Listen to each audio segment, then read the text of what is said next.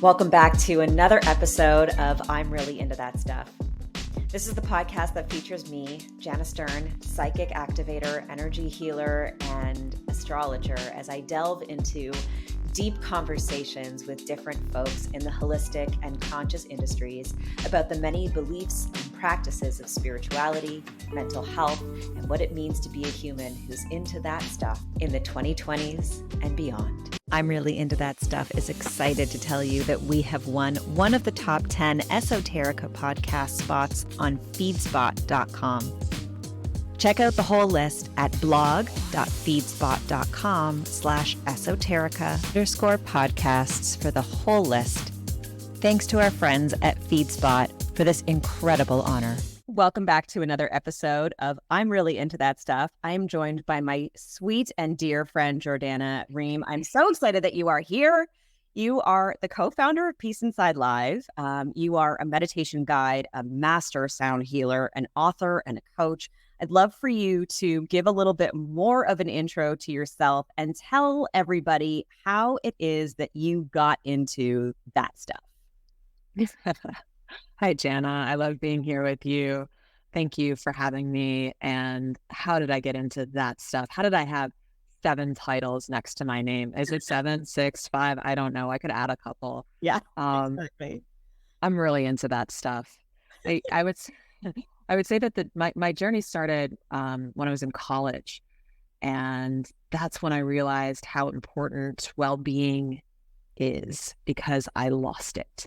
I came down with what I didn't know at the time was ulcerative colitis, which is a chronic illness that is, they say that it's like, runs in your family, but it didn't. I just lucked out and suddenly I couldn't eat anything without it coming out immediately. And my mom and my brother both have it. So it is awful. It is a life ruiner when it is inflamed. And so I had pancolitis, and I found that out after my first semester of my senior year in college. And the doctor told me at that time that I shouldn't go back to school, that I would need to stay at home, take care of myself, rest, and that graduation was probably not something that would be in my next semester future, which for me was absolutely not going to happen. And I big no for you. You're like, actually, I think I will be graduating. Thank you so much. I was like, yeah, you're not the boss of me. I will no energy. I will not eat. I will whatever I need to do to make it through and graduate with my friends. And so he said, okay, fine. He ended up putting me on a ton of medication. I was taking over 20 pills a day, including some pills that I had to get my blood tested every single week because they could reach toxic levels and kill me. So I was going to campus to the health center there, and I was getting my blood tested, and I had to go early mornings, and I had nothing to do. And I had found yoga about a year earlier and really loved it. And so I asked the teacher if I could audit the yoga class, so that I could, have that as something nice after I was getting my blood taken. And that class, in combination with what I was going through, really changed things for me, because there was this magical pose at the end called Shavasana. And for those who are unfamiliar with Shavasana, it's you lay on your back, palms facing up, and you do nothing. And that's the point, is to do nothing. I was like, this is exercise and I get to do nothing at the end. It felt like I was cheating, and a lot happened for me that I can't even really articulate now. But what was going on for me was just this beautiful permission to just rest. And that was not something that I had. I was living a life of need to get ahead, need to succeed. I was, I got all A's through college. I did all these extracurriculars. It was like I urgently needed to be an adult. And then I got this disease of urgency where now I couldn't hold my shit in, most literally. And so that was kind of this key. This was this little part of my answer was through the yogic path. And I continued to move to New York City afterwards, after college. And, I had a career that I really cared about, and I was like full force in that. And I was still sick. I was sick for about 8 or 9 years. And throughout that time, it was like, it would go in phases. I would be fine for 3, 4, 5, sometimes even 6 months at a time. And then I would have months where I was not fine. And there were things that I was doing, like yoga practice. I became a yoga teacher even during that time, that supported me in like making the gaps between flare-ups longer. I became a vegan as well. But ultimately, like it was over 10 years, a lifestyle overhaul into this stuff that helped me. And I have not had any disease in my body for, gosh, it's been a long time. But I had a colonoscopy 4 years ago that showed no sign of disease. I have not taken any medication in about, I don't know, eight years. So, and it was something that they told me this would be for the rest of my life. I would have to manage this. And so that is how I got into this stuff, because it has given me another shot at being healthy and well. And I value that so highly. Yeah, that's wild. I think it so often happens that we have these like jarring things that happen in our lives, and then suddenly we're like, fuck, I think I might be alive. Like, yeah, you don't think that these things, like, this isn't going to happen to me. Like, especially when you're young. Yeah, right. It's like, no, I'm perfect. Everything's fine. Nothing's broken, right? And then things start to quote unquote break or just, show up. And that is this way in which we can see that like these challenges make us who we are. And also life is so precious. And let's not take for granted what we have been given, because gosh, I had 20 great years before I had to deal with any of this, and a lot of people don't have that. There are things that they have from birth that they are managing. And so, just to be alive is a gift, but any amount of time that I can have being healthy and well, that is really a bonus. Totally. And I think that it's, interesting to think that as soon as you started to really focus on yourself being well, that you could move from, potentially what could have been this sort of like life sentence of unwellness to be like, no, I don't buy into that. That's not, I don't subscribe to that.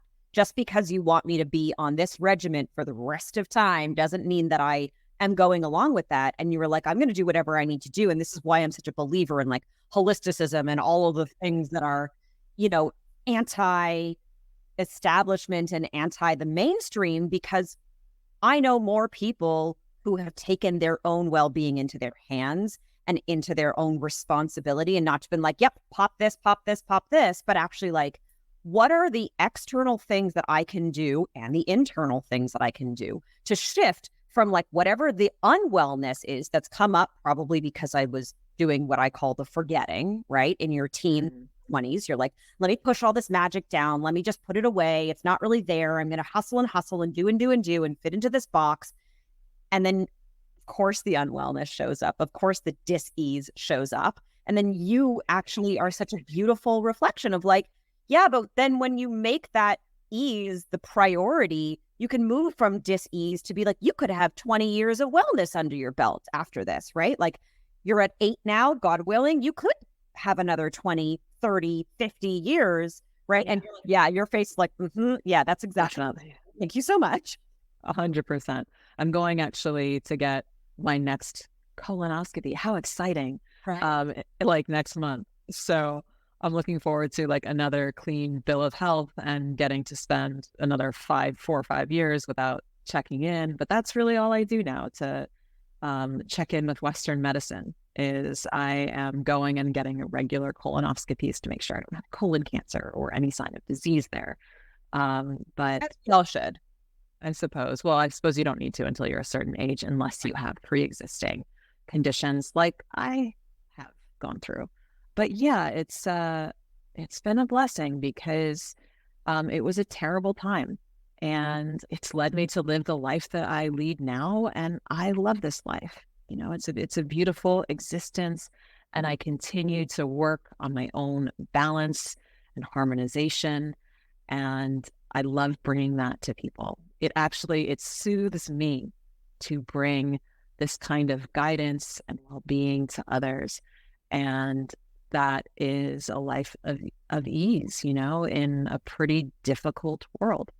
Yeah. I very much understand that. I think all of us who are practitioners, healers, whatever, there is always a reciprocity, right? When you give, you get something. So every time you step into some kind of portal of holding a container, you are in that container. And so the light is there for you as much as it is to give to others, right? So yeah. I very much feel that. I guess that kind of leads me to a big part of what you do. I mean, we met because we decided, we were all of a sudden working together. Thank you, Shira. It was Shira was like, hey, you guys need to meet each other. I think that this is going to be a thing going forward. And yeah, it's a thing. Yeah. And we were on the phone for 3 hours that day. Isn't that what happened in my memory? I don't know. We had some nice long talks and, getting to know each other at a heart level. And I think that when you are creating really a heart-centered business, that it's important to make sure that the people that you are working with are on that wavelength. And for us with Peace Inside Live, Shira and I started this, one, as a response to the pandemic, but also as a way for us to grow personally.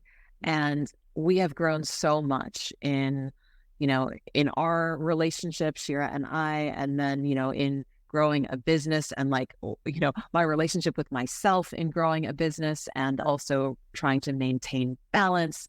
And then in the ways in which we've been able to give and serve and bring mindfulness and meditation to thousands of people, again, while walking the walk and talking the talk, we've grown a lot. And I've personally grown a lot. And I think that is really, that's a big measure of success, is how can I grow myself, like my heart and spiritually, while I am also doing something that is purposeful, that I love, that's being of benefit to this planet. And, I know that you're, one of the things, I mean, you specialize in a whole bunch of different things, but one of the things that you really specialize in is breathing, which is every time I talk about breathing in any intentional, I always think to myself, how silly is it that we do this thing constantly to stay alive? And we have to be reminded of how important it is, sometimes more than daily, to be do you remember that you are very much alive and that your breath is keeping you here? And I want to sort of get an understanding how for you it moved from yoga into that space of breathing, because you are a really, really powerful breath work facilitator. And I know you've got lots and lots of audio clips and meditations and things that you do. So, I'm curious what that shift was and how it kind of started and got you to where you are now. Yeah. Yoga was really my thing for a long time. My Instagram used to be Jordana Does Yoga. It's now Jordana_is_, because I was defining myself by yoga. And also yoga was really just the pathway to understanding what is it to be a yogi? What is it to be a yogi in this time? And I saw that I had an attachment to the fitness within the yoga, and that wasn't serving me, but the breath was. And the breath was what served my meditation practice as well. And so my personal practice became what's known as pranayama, or energy control. We call it breathing. Also, a pranayama practice that leads into a seated passive meditation practice. And for me, that's helped me center myself the most and feel the most well. And so expanding upon that, I went to India and got more training in breathing practices and breath work, and I've been offering breathing sessions with clients, and then also breath work classes and one-on-one sessions for about 3 or 4 years now. But yeah, I mean, the breath is just, it's mystical, and yet it is so tactile, right? It's right here, right now, happening in my body. And if I can just pay attention to this, it brings me into the now so effortlessly, just in the way that I effortlessly breathe in and out.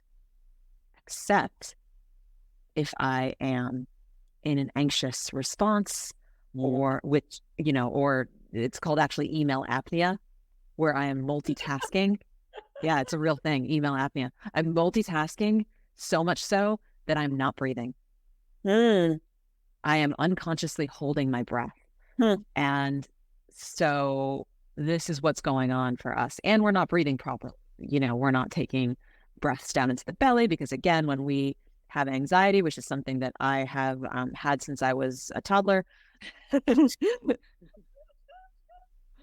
there's this, like, I forget who tells this story about a mother emailing her daughter and saying, like, it's time to worry, just wait for just wait for it, just wait for it, something like that.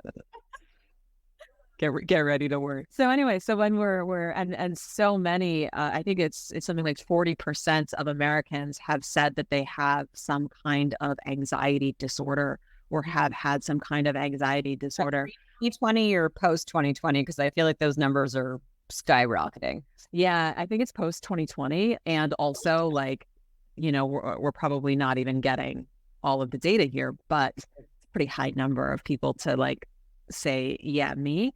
What that means is, when we're constantly anxious, is that we're breathing from the chest. We're not breathing from the belly. And there are all sorts of ailments that can come from that over time, including just even longevity, because the health of our lungs, according to the Framingham study, is what dictates the length of our life. It's like the number one indicator for our lifespan is, how are my lungs functioning? What is my lung capacity? And that's directly related to, how well am I breathing? Am I doing diaphragmatic belly breathing? Am I inhaling, expanding my belly, exhaling, bringing the belly in? Or is that even not part of the equation, because I'm so anxious, so tight, that I can't even access my belly? And that is so many of us, right?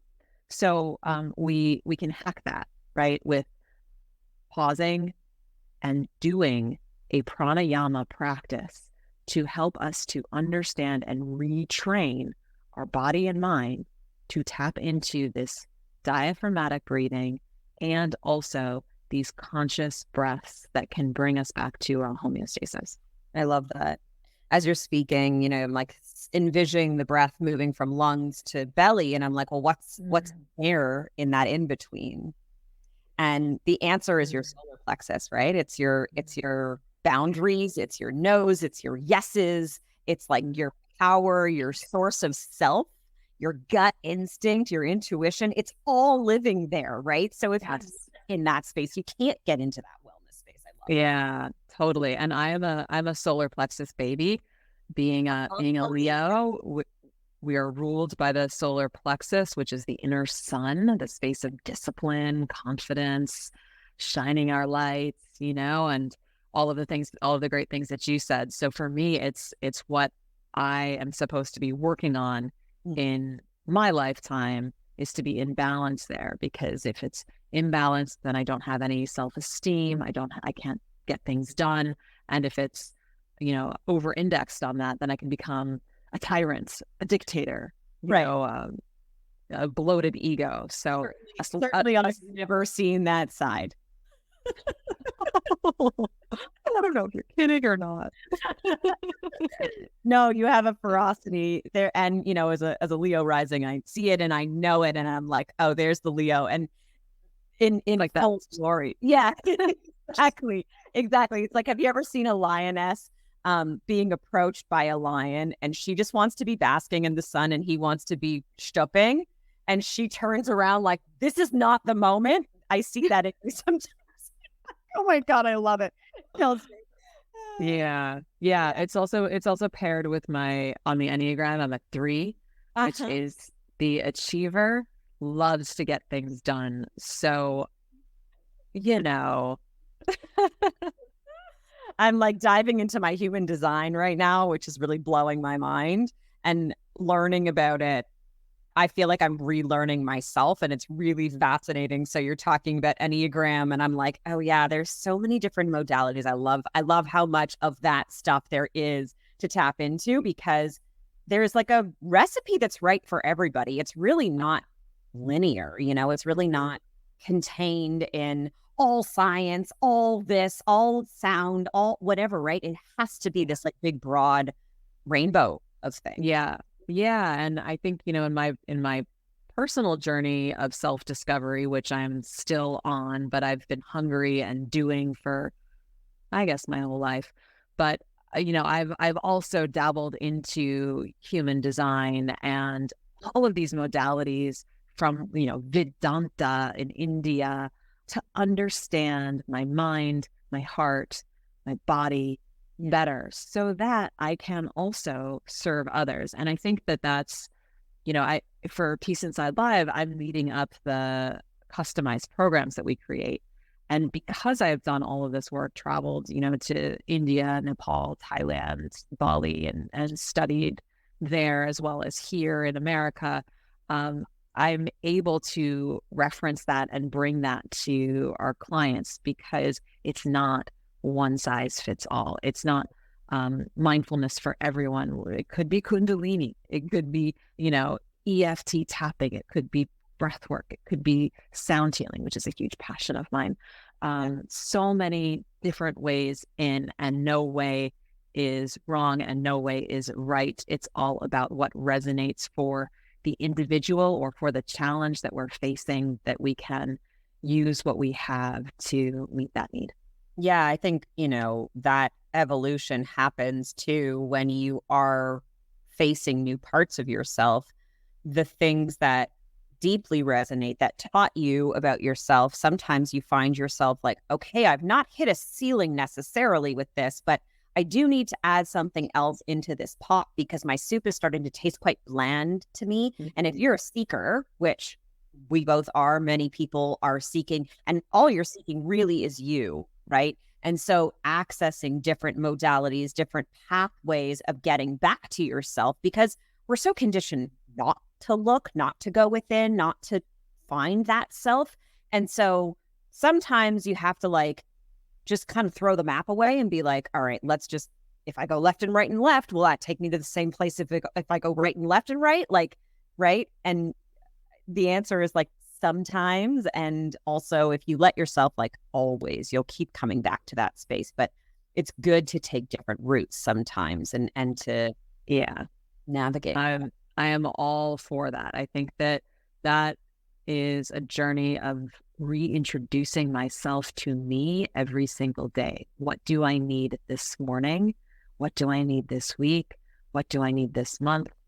And, in that way, my life is interesting. It's really interesting. Yeah.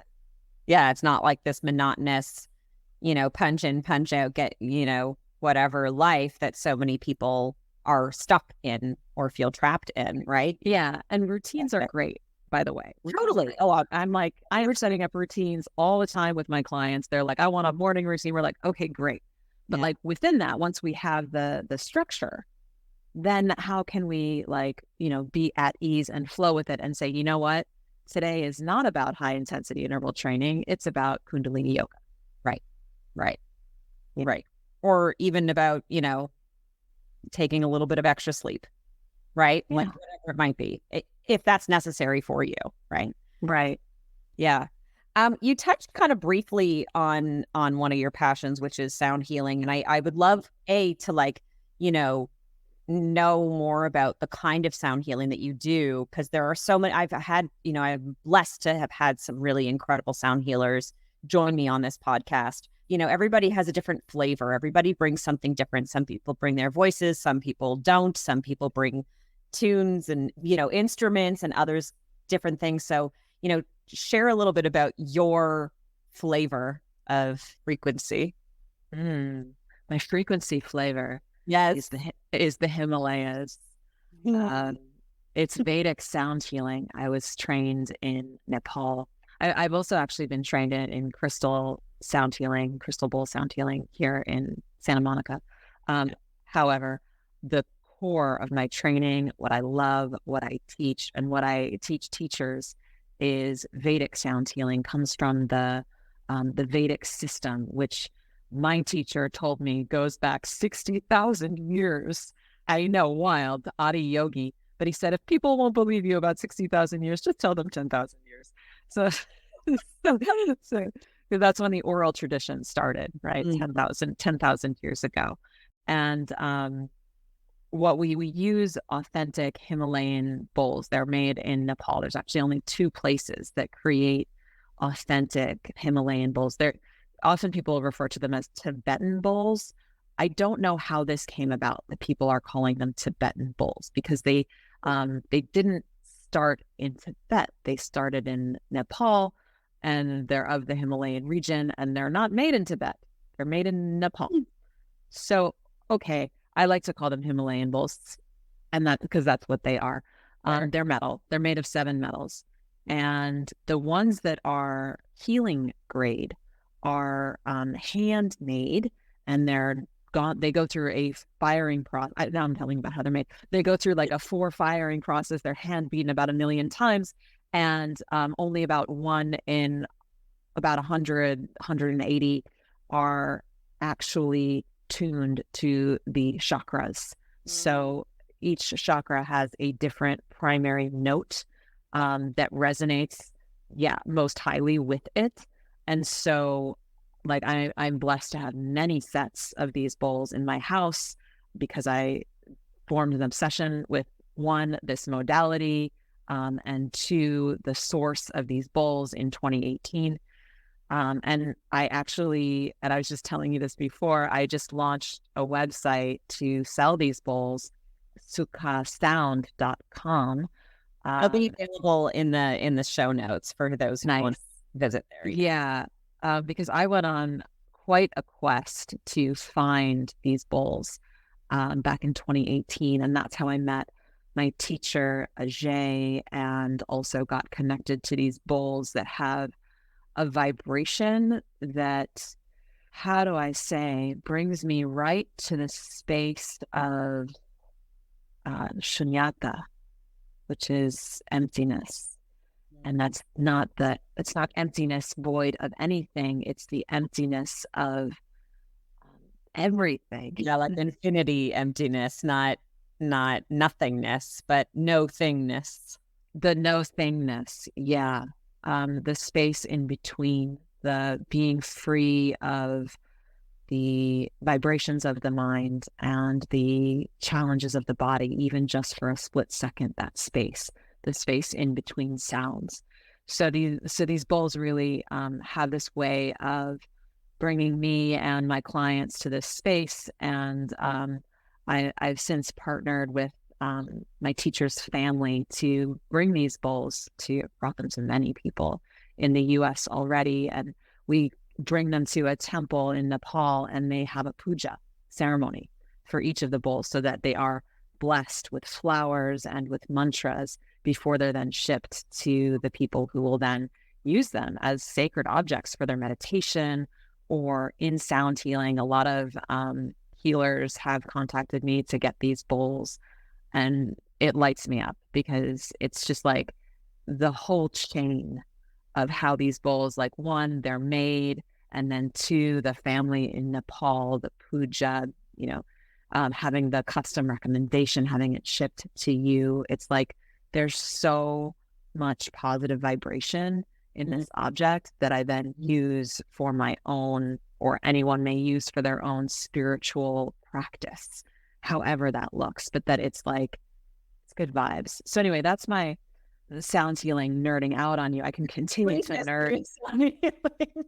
I can nerd out on this for a really long time because it's so cool. And like these bowls are you play these bowls on the body.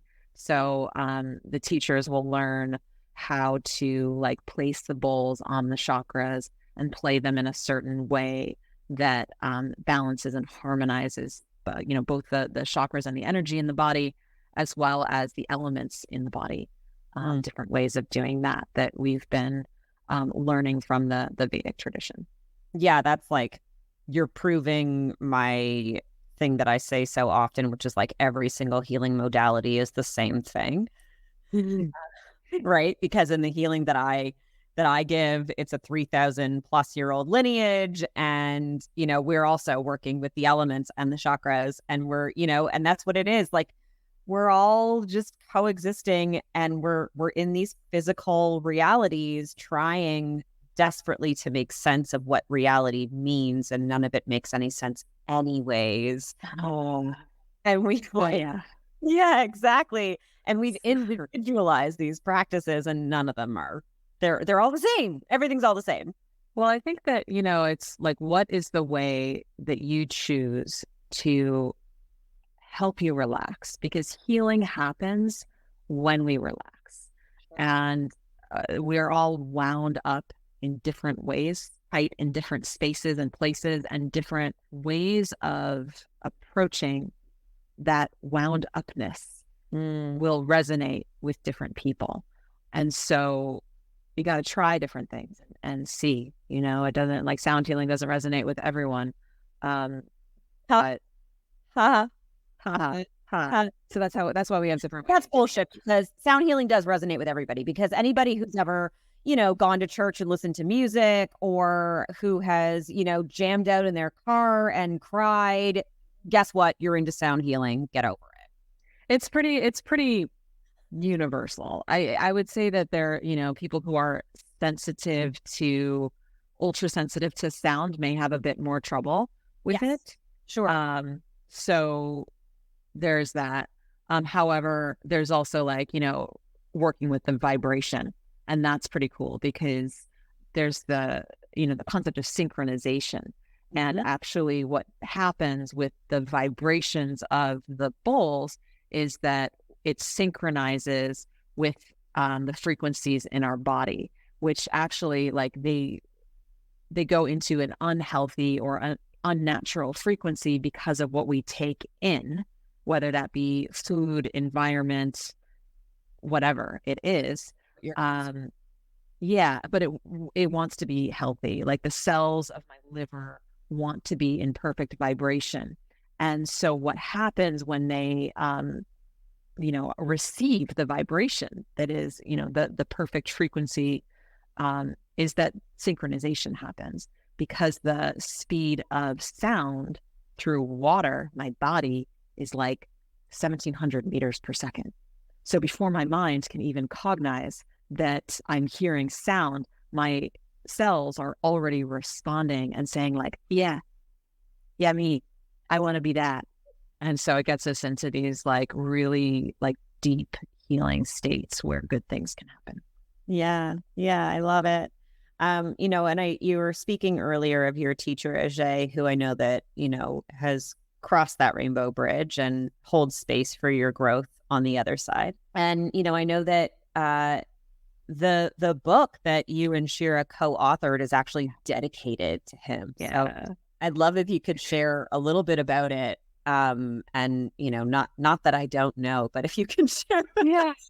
And I have a small inkling about what it's about, but if you could share it with our listeners, I would love that. Yes, we as Peace Inside Live just launched the JOMO journal, a daily practice for the joy of missing out.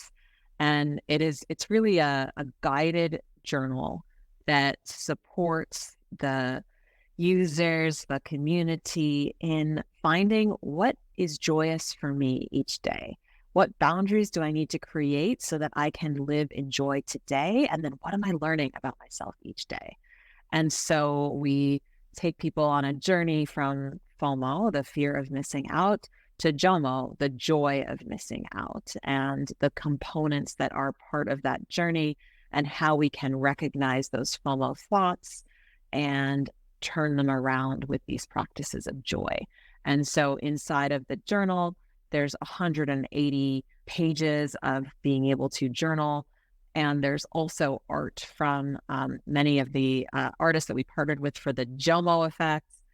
You were one of those artists, Jana, who share art about what joy means to them in the journal as well, so that there's like inspiration in this way. There's also drawing pages in the book for, if drawing my joy is more my speed than writing my joy, we've got that option in there, as well as just inspirational quotes. And this is like, it's definitely been a labor of love, but it's also something that we're all super excited about, because why wouldn't I want to track my joy each day and focus on that, and then to bring that to others? So that is a big initiative for Peace Inside Live right now, is getting these journals to different communities and organizations, and sharing our FOMO to JOMO workshop, which really is like the spark that helps people get started with the journey of joy.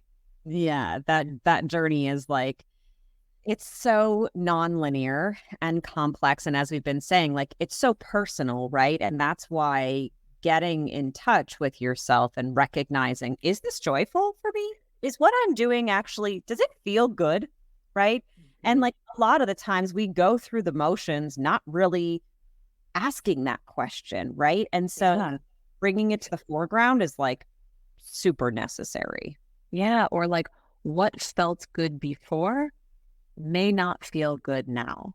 Yep. And that's like, it's so important to have practices in the now to help us, right? Yeah. I have a client I was speaking to this week who is a new father, and he's trying to get his life in balance and find, how can I take care of myself also, because I'm finding that I am, not necessarily being the dad I want to be, because I'm not taking care of myself. And so he said, but like I thought I would want to plan like a dinner with friends, but I don't think I want to do that. And I don't really know what I want to do.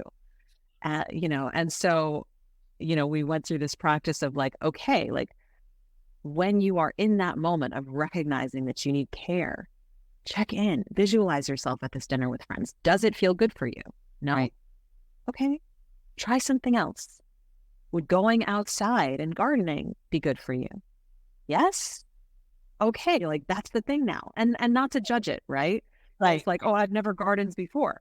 But like suddenly it's like, okay, this is something that is dad working vibes for you. That's, yeah, exactly. It's dad vibes. He's like, look, dad gardens. Yeah, man. Guess how the fuck he kept his peace and didn't murder you? I know.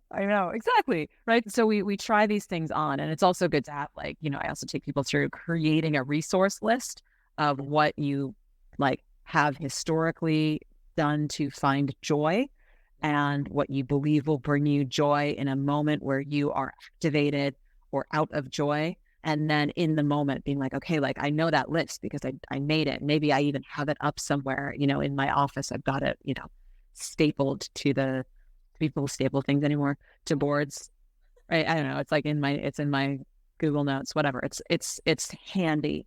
Right. And then I can try things on. Right. I can visualize them. I can just be for a moment and like, is this going to bring me joy? And the JOMO journal helps with this, right? Because we say, here's what I believe will bring me joy today. How am I doing today? And what do I believe will bring me joy today? And then at the end of the day, like what brought me the most joy?